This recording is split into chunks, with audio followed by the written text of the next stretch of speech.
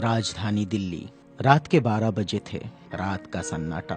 और अचानक दिल्ली, मुंबई, नागपुर में चारों ओर फोन की घंटियां बज उठी। राजभवन मौन था, संसद मौन थी, राष्ट्रपति भवन मौन था। हर कोई कश्मकश में था। शायद कोई बड़ा हादसा हुआ था। यह किसी बड़े हादसे या आपदा से कम नहीं था। कोई अचानक हमें छोड़कर चला गया था, जिसके जाने से करोड़ों लोग दुख भरे आंसुओं से विलाप कर रहे थे। देखते ही देखते मुंबई की सारी सड़कें भीड़ से भर गई। पैर रखने की भी जगह नहीं बची थी मुंबई की सड़कों पर, क्योंकि पार्थिव शरीर मुंबई लाया जाना था और अंतिम संस्कार भी मुंबई में ही होना था। नागपुर, कानपुर, दिल्ली, चेन्नई, मद्रास, बेंगलोर, पुणे, नासिक और पूरे देश से मुंबई आने वाली रेलगाड़ियों और बसों में बैठने को जगह नहीं थी। सब जल्द से जल्द मुंबई पहुंचना चाहते थे और देखते ही देखते अरब सागर वाली मुंबई जनसागर से भर गई।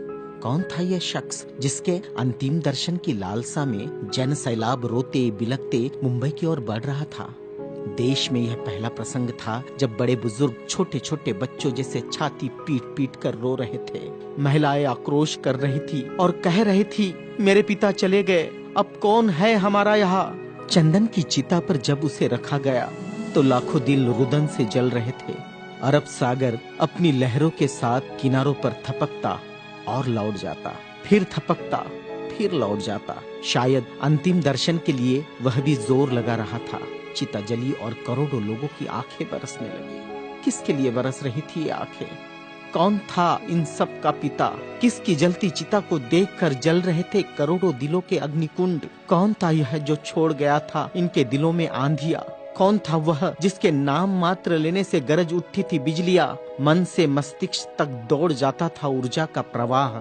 कौन था वह शख्स जिसने छीन लिए थे खाली काश से इनके हाथों से और थमा दी थी कलम लिखने के लिए एक नया इतिहास? आंखों में बसा दिए थे नए सपने, ओठों पर सजा दिए थे नए तराने, धमनियों से प्रवाहित किया था स्वाभिमान अभिमान को, दास्यता की जंजीरें तोड़ने के लिए दिया प्रज्ञा का शस्त्र। चिता जल रही थी अरब सागर के किनारे और देश के हर गांव के किनारे में जल रहा था एक स्मशान। हर एक शख्स की आंखों में और दिल में भी, जो नहीं पहुंच सका था अरब सागर के किनारे, एक टक देख रहा था वह उसकी प्रतिमा या गांव के उस झंडे को जिसमें नीला चक्र लहरा रहा था, या बैठा था भूख प्यास भूल कर अपने समूह के साथ उस जगह जिसे वो बुद्ध विहार कहता था। क्यों गांव शहर में सारे समूह भूखे प्यासे बैठे थे उसकी चिता की आग ठंडी होने का इंतजार करते हुए? कौन सी आग थी जो वह लगाकर चला गया था? क्या विद्रोह की आग थी या थी वह संघर्ष की आग? भूखे नंगे बदनों को कपड़ों से ढकने की थी आग? असमानता की धज्जियां उड़ाकर समानता प्रस्थापित करने की आग? चवदार तालाब पर जलाई हुई आग अब बुझने का नाम नहीं ले रही थी। धू धू जलती मनुस्मृति धुएं के साथ खत्म हुई थी। क्या यह वह आग थी जो जलाकर चला गया था वह? सारे ज्ञानपीठ, स्कूल, कॉलेज मरुभूमि जैसे लग रहे थे। युवा युवतियों की कलकलाहट आज मौन थी। जिन्होंने हाथ में कलम थमाई, शिक्षा का महत्व समझाया, जीने का मकसद दिया, राष्ट्र प्रेम की ओतप्रोत भावना जगाई, वह युगंधर, वह प्रज्ञा सूर्य काल के कपाल से ढल गया था। जिस प्रज्ञा तेज ने चेहरे पर रोशनियां बखेरी थी, क्या वह अंधेरे में गुम हो रहा था? बड़ी अजीब कश्मकश थी। भारत का महान पत्रकार, अर्थशास्त्री, दूरदृष्टा क्या दृष्टि से ओझल हो जाएगा? सारे मिलों पर ऐसा लग रहा था जैसे हड़ताल चल रही हो। सुबह शाम आवाज देकर जगाने वाली धुआं भरी चिमनियां भी आज चुपचाप थी। खेतों में हल नहीं चला पाया किसान। क्यों? सारे ऑफिस, सारे कोर्ट, सारी कचहरियां सूनी हो गई, जैसे सूना हो जाता है बेटी के विदा होने के बाद बाप का आंगन। सारे खेतीहर मजदूर, किसान असमंजस में थे। ये क्या हुआ? उनके सिर का छत्र छीन गया। वह जो चंदन की चिता पर जल रहा है, उसने ही तो जलाई थी जबरान जोत। मजदूर आंदोलन का वही तो था आधुनिक भारत में मसीहा। सारी मिलों पर होती थी जो हड़ताल आंदोलन अपने अधिकारों के लिए, उसकी प्रेरणा भी तो वही था जिसने मजदूरों को अपना स्वतंत्र पक्ष दिया और संविधान में लिख दी वह सभी बातें जिन्होंने किसानों, खेतीहारों, मजदूरों के जीवन में खुशियां बखेरी थी। इधर नागपुर की दीक्षा भूमि पर मातम पसरा था। लोगों की चीखें सुनाई दे रही थी, बाबा चले गए, हमारे बाबा चले गए।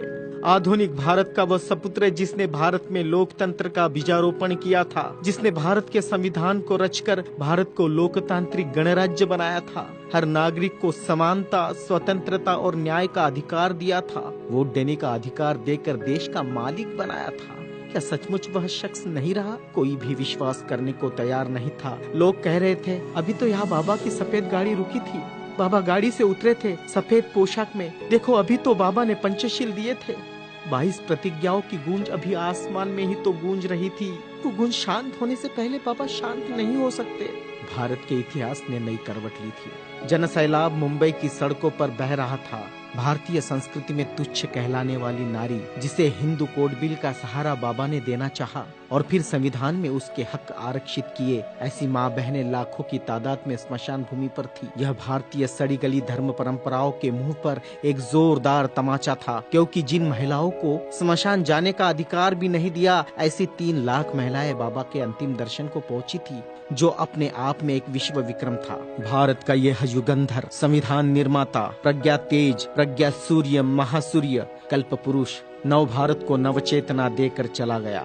एक ऊर्जा स्रोत देकर, समानता, स्वतंत्रता, न्याय, बंधुता का पाठ पढ़ाकर, उस प्रज्ञा सूर्य की प्रज्ञा किरणों से रोशन होगा हमारा देश, हमारा समाज और हम। और पूरे विश्वास के साथ हम आगे बढ़ेंगे हाथों में हाथ लिए, मानवता के रास्ते पर, जहाँ कभी सूर्यास्त नहीं होगा, जहाँ कभी सूर्यास्त नहीं होगा, जहाँ कभी सूर्यास्त नहीं होगा।